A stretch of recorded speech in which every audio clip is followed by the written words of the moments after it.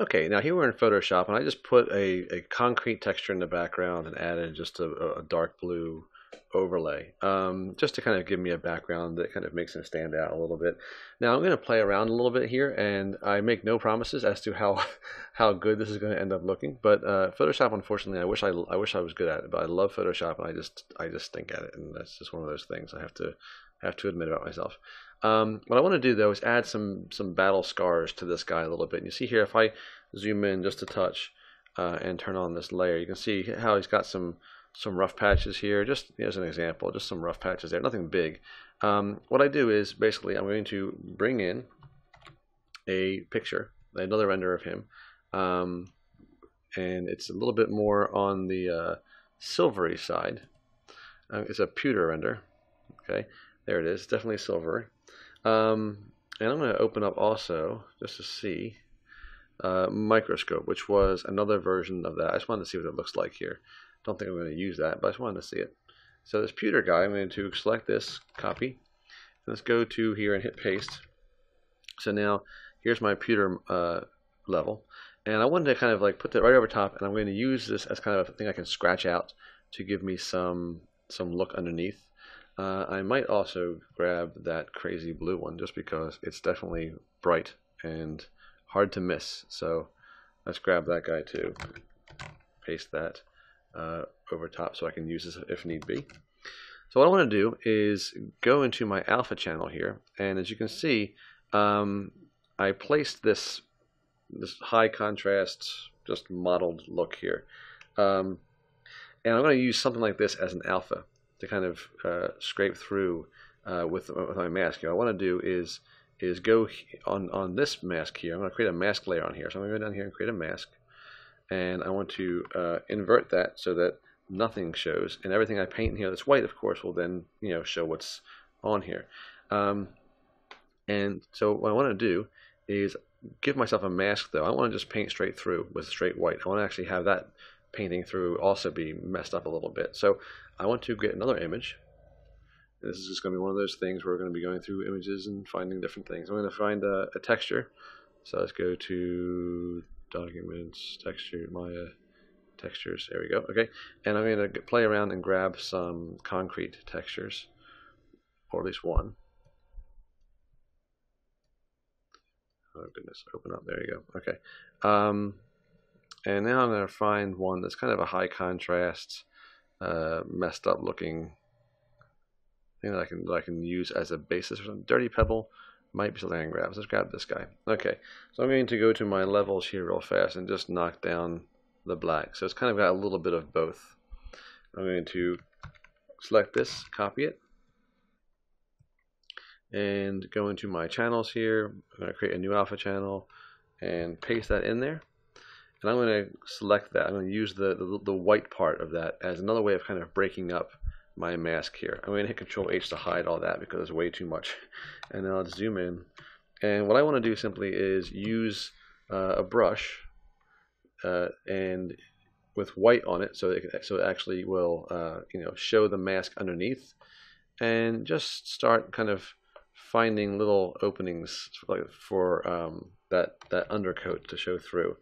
Now I want to go into my brush palette here and just give it a little more randomness, so that in addition to the mask, I also have some randomness here. So what I want to do is knock this size down a little bit, and right around the corners here where you see some wear and tear, I'm going to start painting in some white, and the white, of course, on this mask will show what's behind the mask, which is that pewter color. So, but since that's being broken up by our concrete, it's not going to be a nice solid line. It's going to be kind of broken up, and therefore it'll feel more like a scratch, some scratches and some imperfections on there. And zoom in a little bit here. And now this is, again, we're getting a little bit low res here essentially because we've zoomed in so far. So who knows how much of this will actually be seen, but I just like the idea of there being wear and tear on this guy, so he's not quite so pristine. That you put materials on something, obviously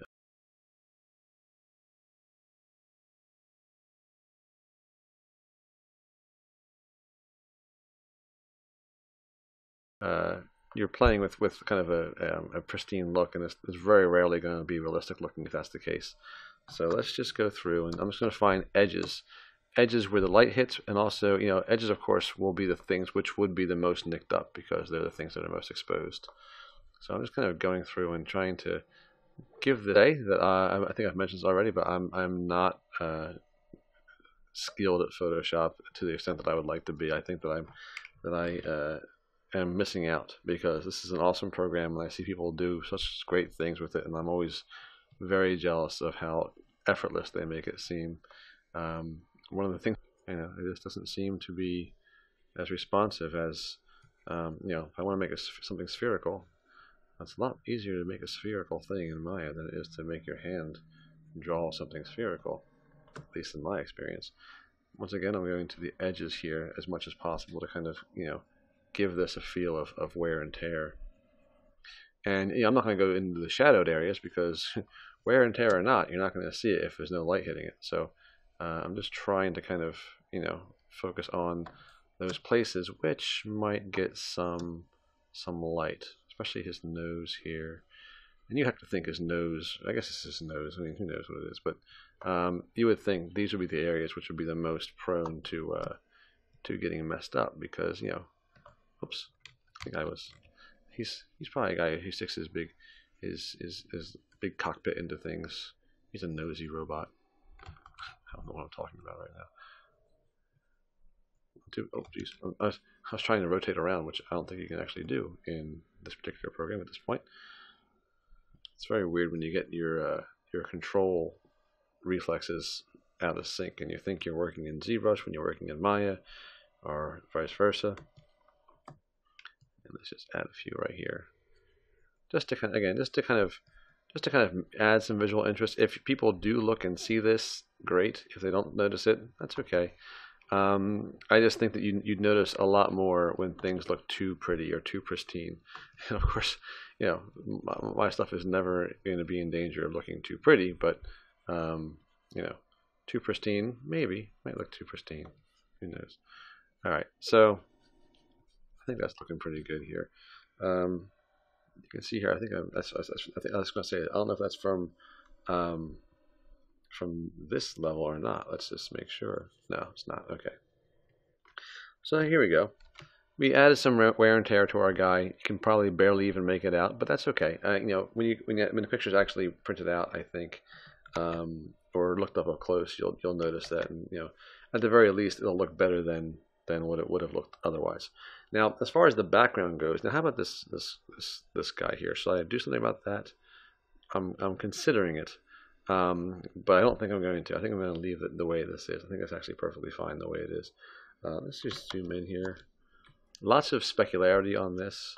Let's see if this actually makes it less specular, because I'm not sure I like that so much.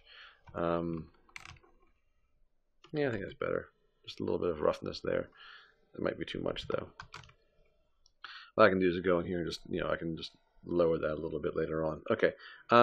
So with regard to the background, different things I might try. I might try, to add kind of like a bit of a light source here, but I don't think that I want to do that. I think that I kind of want to keep this dark.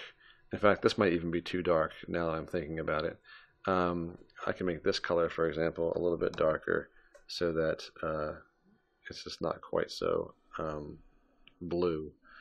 I don't know. I'm not sure I like the blue to that extent, but I'm going to play around with little background thingies too, probably. But for now, at least we have some wear and tear on our robot. In the next video, let's start playing around a little bit too with some background effects. I'm not really sure what I'm going to use yet, but when we come back in the next video, you'll know, or I'll know, or both of us will. Hopefully, one of us will. That's the important thing. So I'll see you in the next video.